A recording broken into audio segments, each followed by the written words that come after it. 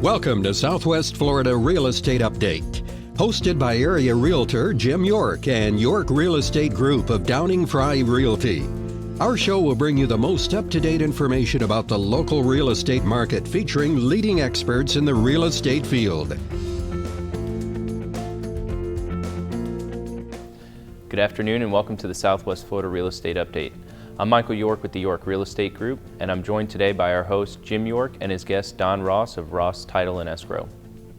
Thank you, Michael, for the introduction. Well, we're here today with Don Ross as our legal tip of the month. Hey, Jim. And thanks again for coming on. Thanks for having me. Don, we're going to talk today about the difference between different contracts, Sure. our state contract and our local contract. But first of all, for the viewers that have not met you or heard of you, could you just give them a little background about yourself? Well, I'm an attorney. Been an attorney since 1982, shareholder in Ross, Lanier & Dyfick. I own a title company, Ross Title and Escrow. We have about 8 closures at Ross Title and Escrow. Been doing that for over a dozen years. And I'm a shareholder and the attorney for Downing Fry Realty, Inc. So all in all, I've been doing real estate matters for at least 30 years.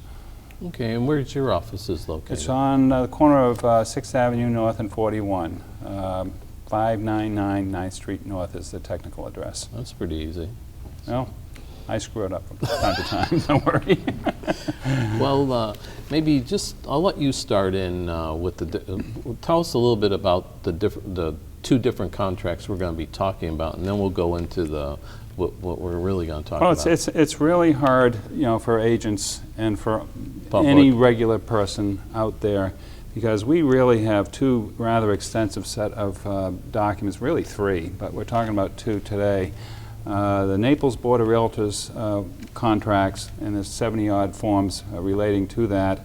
And then there's the what we call the FAR Bar. It's the Florida Association of Realtors and the Florida Bar got together, and that's used throughout the rest of the state of Florida.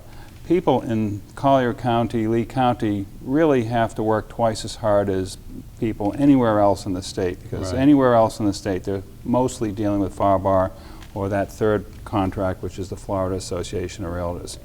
But I mean, it's hard. It's probably 150 forms between the 2. I know. You and I agree. Talking about. So, thanks for explaining that. Let's just go. What are the differences between the effective dates between the 2 contracts? Well, the big difference is with FAR Bar, both sides have to sign it, and then the last person who signs it delivers it. Right. And that goes back to the basic contract law that I was taught. Offer and acceptance, and part of the acceptance is delivery to the other side. They need to know that their offer was accepted. The NABOR, it's just having 2 fully executed, having it signed by both sides, and then that is the effective date. If it's initialed, an initial is dated, that becomes the effective date. If the initials are not dated, then it's when it was signed. Okay, so an email does not work. No. There's a provision, miscellaneous terms and conditions, on page 10 of the NABOR contract that allows for electronic signatures, in facsimile signatures. That would be effective, but emails, so far, no. Okay, and then what's the differences in deposits? A lot of strategy there. Deposits are necessary in order to have a binding contract. In the NABOR situation, the deposit is the sole remedy the seller has against the buyer. It's liquidated damages.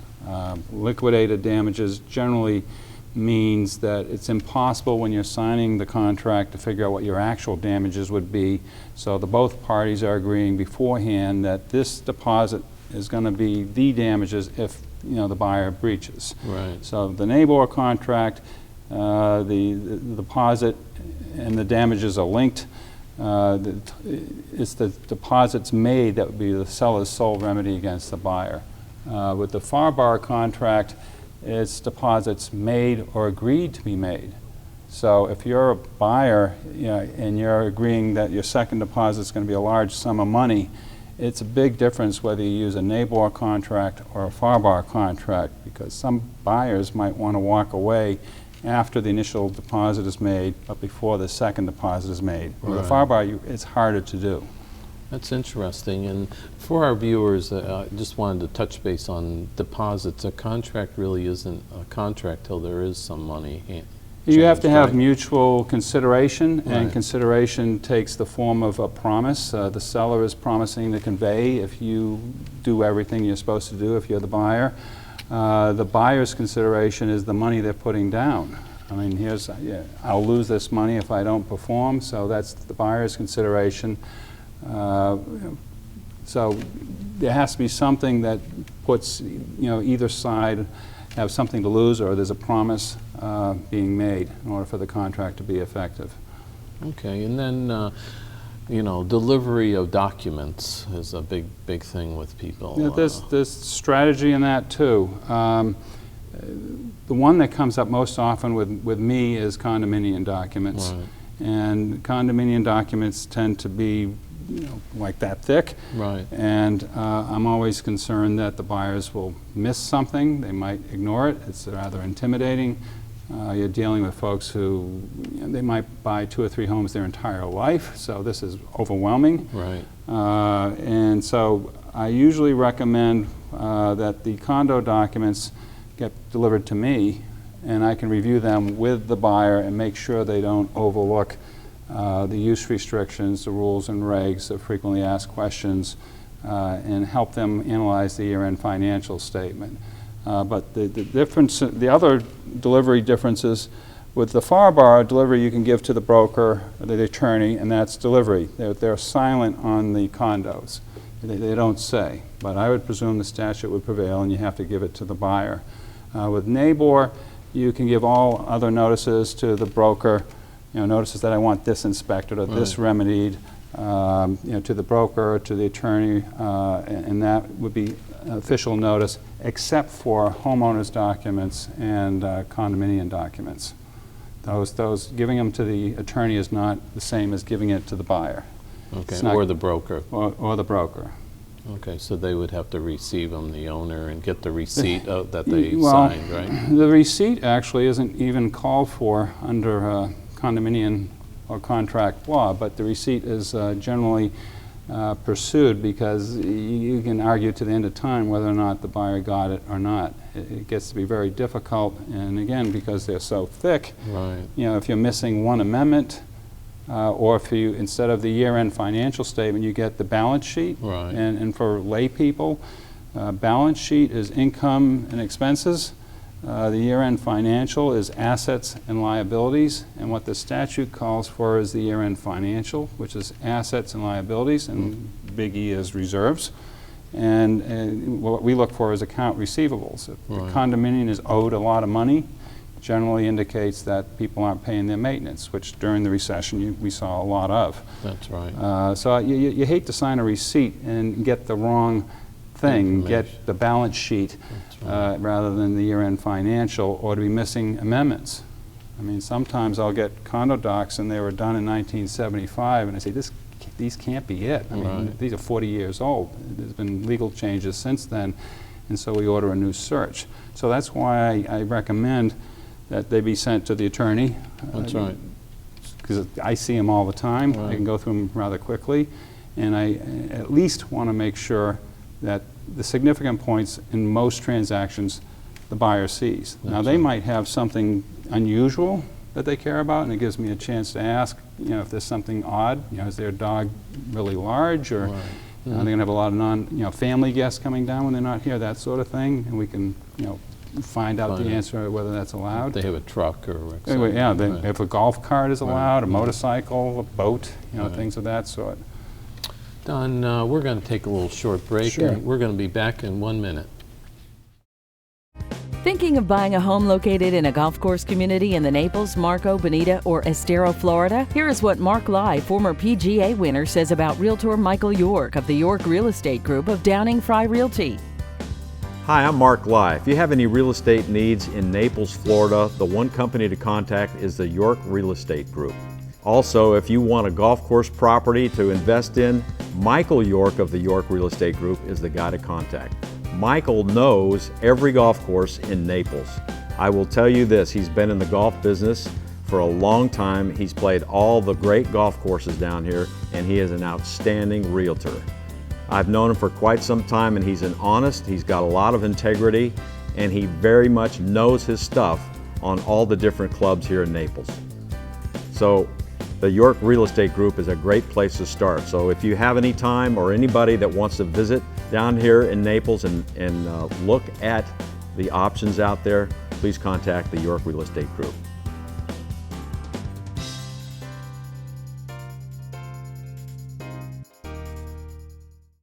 Welcome back, Don. Let's go back to this time of the essence. What's that mean for our viewers? That's a legal phrase, and this is critical because it varies a lot in different parts of the country. Time is of the essence means, let's say the closing date is set for the end of October or November. If you don't close on that day, if the buyer doesn't close on that day, the deal's dead, the buyer loses their deposit. I mean, there's no wiggle room, there's no, Right. can we close a few days late? There's no adjustment for facts and circumstances. So time of the essence is huge, and most people don't understand it. And again, you know, we're working with the NABOR and the FARBAR. Right. Here's a NABOR contract, Right. and it says in this contract that time is of the essence for closing. Now, it doesn't say that time is not of the essence for anything else, but it's not for anything else. So all these other time periods that we have in here, the second deposit, the inspection time periods, all that, the financing contingency, they're not of the essence. Right. So because it's not of the essence, it makes it complicated with the financing contingency if the seller wants to terminate the contract because they didn't get a waiver within 45 days. I mean, there's a whole procedure you have to go through to make it of the essence. Give them a couple of days before you can terminate safely. Right. And most people don't understand that. Now, I have family all through New England who are attorneys, and time is not of the essence generally in New England, all the way down to New York, New Jersey, Connecticut. In fact, I was talking to a realtor from New Jersey this morning who was buying a property, and she was asking, you know, can we close a week later if we need to? I says, no, because time is of the essence, and they're not used to that up there. You have to get the amendment with, you know, with the seller, or you're in deep trouble. The FARBAR contract, time is of the essence as to everything. It kind of makes it easier. You know, the deposit is due when it says so. The inspection time periods run out when it says so. There is no wiggle room whatsoever. It's in a sense clearer. Lawyers will get the difference between the two. That with a NABOR contract, time not being of the essence of the second deposit or the inspection periods or the financing contingency really gives the buyer or the person in question wiggle room. You know, there could be a hurricane, there could be something unusual that requires an extra day, a test could have failed, it could be a million things. So those are the two, that's the explanation of it, and those are how they vary. Okay. Let's go, I think another important factor in the differences is the finance contingencies. This is huge as well. We have the NABOR contract that has a financing contingency. We have the FARBAR contract that has a financing contingency. The NABOR contract gives the buyer by default 45 days to notify the seller that they got their loan and to waive the financing contingency. Now, I get questions on this all the time. A lot of people think that if the waiver doesn't happen, if the buyer doesn't waive the financing contingency, that the buyer has breached the contract. It's not true. It's not the case. All that does, when you look at that paragraph, I believe it's paragraph 4 in the contract, is give the seller and buyer additional remedies under the contract. So if you use the 45-day default period and the buyer has not waived their financing contingency, the seller, and again, time's not of the essence here, the seller would give notice to the buyer that, hey, if you don't waive it within the next 24, 48 hours, depending upon the circumstances, we are going to terminate this contract. Okay, so it gives the seller the right to terminate the contract. And in this market, where it's a seller's market, the seller might have another offer for, you know, $50,000 more, and they might want to sell it to that person.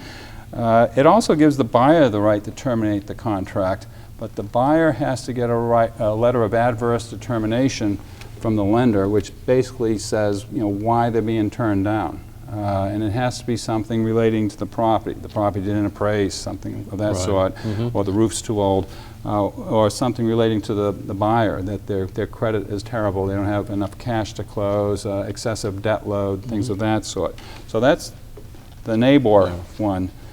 The FAR financing contingency requires notice from the buyer of loan commitment. Right. Now, a loan commitment is a letter from a bank saying, yes, we promise to lend you, Jim, $100,000 subject to the property appraising and we verifying that you make a certain amount of money and that your debt's okay and things of that sort. So the buyer in this case with the FAR contract doesn't have to waive, they just give notice that they got a commitment. And this paragraph in the FAR contract does a couple of other things that are actually pretty good. It allows the lender to communicate with the seller, let them know what's going on, keep them in the loop, so to speak, how the loan is going, and it also has a conversion clause in here where if you don't terminate 7 days prior to closing, it turns into an all-cash deal. Okay. So you get in a lot of trouble if you don't terminate promptly. So in summary, basically on that contract is you should get a loan commitment from the bank, right? Absolutely. Within the period of time that they have the mortgage contingency? Right. Okay. If not, then what happens then? Well, then the seller has the right to terminate. You give them notice of the loan commitment. The buyer is supposed to keep the seller up to date on what's going on. The bank is authorized to notify or deal directly with the seller. They can communicate. do that. It's in there. And if you give notice of the loan commitment and the loan still fails to close and it has something to do with something that was in that loan commitment, like the appraisal was too low, or your income didn't verify, the buyer still would get their deposit back. So it's more buyer-friendly, I would say, and it allows for more communication from the lender and a requirement to keep the seller up to date on what's going on with the loan process. Right.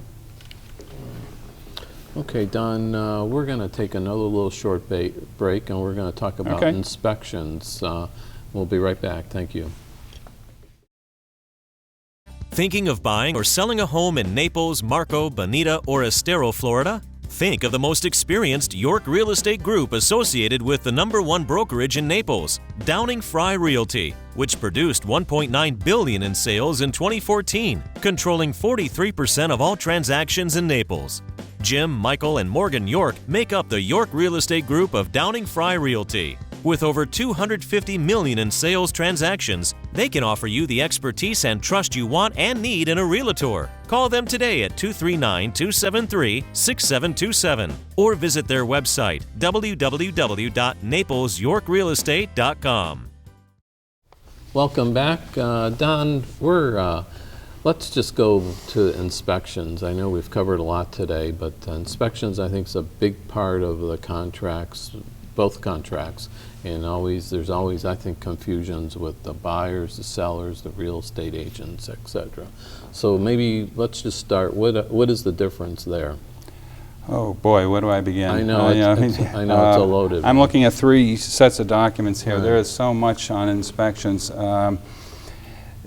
have what I would call standard inspections in both contracts, the NABOR and the FAR, and then the as-is. Okay.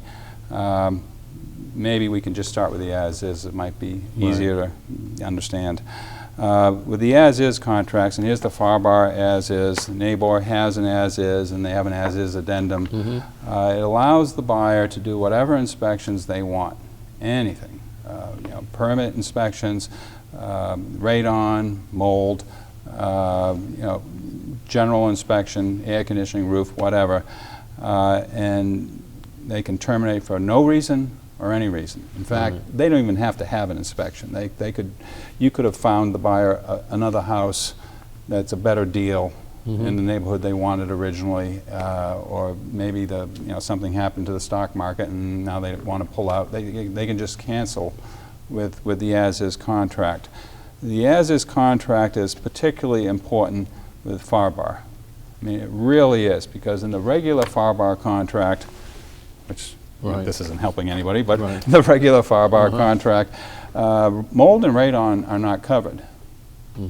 And I've had more than my share of clients who, cancer victims, and the concept of radon scares the daylights out of them. It's almost a post-traumatic stress disorder. And I totally, some of the stories I've heard, I totally understand why they would feel that way. So if you're going to be testing for mold and radon, which I strongly recommend, especially the mold, because the mold is really good at, and I think we've talked about this before, small things before they become big things, little leaks before they become huge leaks. You want to use the as-is FAR-BAR. If you're going to use the traditional FAR-BAR, you're going to have to write into the contract that mold and radon are things to be addressed under the general repair items. Okay. Now, having said that, I'll start with the NABOR. Our general inspection provisions here give the buyer 15 days to do their inspections. Okay. Then they have 5 days after that to notify the seller whether they want remediation of the defective items or a credit. If you're going to go with a credit, you need estimates, and both sides can come up with estimates. I mean, I've had 4 or 5 estimates on mold in a cabana. It's the one nightmare I remember most vividly. The seller then has 10 days to say yes or no. Now, the practical problem the seller has is if the deal falls apart, if it's something significant, they're going to have to disclose this to the next buyer. So they're in a corner. If they say no, they're going to have to disclose most of these things if they're significant. And the realtor is too, because the realtor is transactional and they're required to disclose. So there's a lot of arguing over whether or not something is in working condition or is it cosmetic. Is that a fair estimate? And it gets very emotional. Again, you're dealing with lay people who've only done a few transactions. They have health issues. My all-time favorite, people have their hot button fears and phobias that drive them. We had a 1-point-something condo, $10,000 deposit initial. They found radon. The seller was willing to remediate it. And it's not uncommon down here. It really is not. It's not uncommon in most parts of the country. But the buyer's wife said to her husband, honest to goodness, said, "That's okay, honey. You can buy it if you want to, but I'm staying at the Ritz." Honest to God. He says, "Don, I have no choice. I can't buy the thing."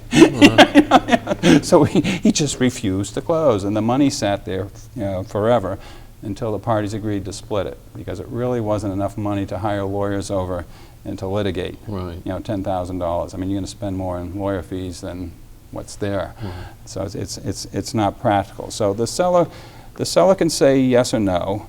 And one of the things in the NABOR contract is it's now line 254. It used to be 251. The cost to fix something cannot be more than its fair market value if it were working. So if the refrigerator is broken and it's 10 years old, what would you pay for a working 10-year-old refrigerator? Not very much. $100. I mean, very minimal. So there's a lot of that going on, and there's a lot of analyzing of whether or not that's cosmetic or not. Under the NABOR contract, missing and torn screens is cosmetic. Under the FAR-BAR contract, it's not. They're totally different. It's an arbitrary definition. So the seller comes back in the NABOR and says, yes, I'll fix it. If it's not fixed by closing, and I've had this twice today, you're supposed to escrow 200% of the estimated costs to complete the repairs and still close on time. And I have somebody who doesn't want to close because radon is being remediated. And they want to make sure it's done before they move in, and they're from New York, where they have a lot of radon problems in his part of New York. But under this contract, you he has to close. That's right. Unless the seller agrees. Now, the NABOR, the FARBAR regular contract Right. breaks it down into 3 categories. They have general repair items, they have wood-destroying organisms, then they have Right. open permits. Right. And if you don't plug anything in there, they'll fill in the blank part of Right. this contract. There's a cap on what the seller is responsible for. It's 1.5% is the default language for the general repair items, for the wood-destroying organisms, and the permit issues. Okay? So the seller knows exactly how much they are potentially liable for. The seller doesn't have the right to say, no, I won't fix it if they plug in a percent or a dollar figure. They have to spend at least up to that dollar amount. Right. If it goes over that dollar amount to fix one of those items, and either party is not willing to pay the difference, then the contract can be canceled. The one exception is wood-destroying organisms. If it goes over the cap amount of 1.5% of the purchase price, say it's $100,000 and it costs more than $1,500 to tent the house, Right. you can't force the buyer to close just because the seller is willing to pay the extra $500, above $1,500 to tent the house. So there's that difference. So bottom line? Bottom line is, an as-is contract. People might not want to do an as-is contract, but it's not a bad thing to do an as-is contract because you can terminate for any reason, and you can still ask them to do repairs. So and the way that works, and a lot of people get this wrong. If you feel strongly about it, okay, if it's something really, really big, you notify the other side, we want a credit for this, here's the estimate. Right. And if you refuse to grant it, we hereby terminate the contract. Right. You don't send them a letter saying, we want you to do this and let the 15 days run by. Right. Okay, you gotta make a conditional termination at that point. If I don't get this credit, this contract is hereby terminated. Right. Okay. And I see a lot of people making it, we call it a precatory wish. Right. It's not an obligation. Right. It's a desire. If you want to, would you do this, please? Okay. Right. Versus you have to do this, you shall do this. So that's how that works. Well, Don, I think you did a great job this evening here, and thank you. I think you're going to help a lot of people, and I look forward to you next month coming on and giving us our legal tip. Right. I know it takes you a month to prepare. So, well, thank you very much. Thank you, Jim.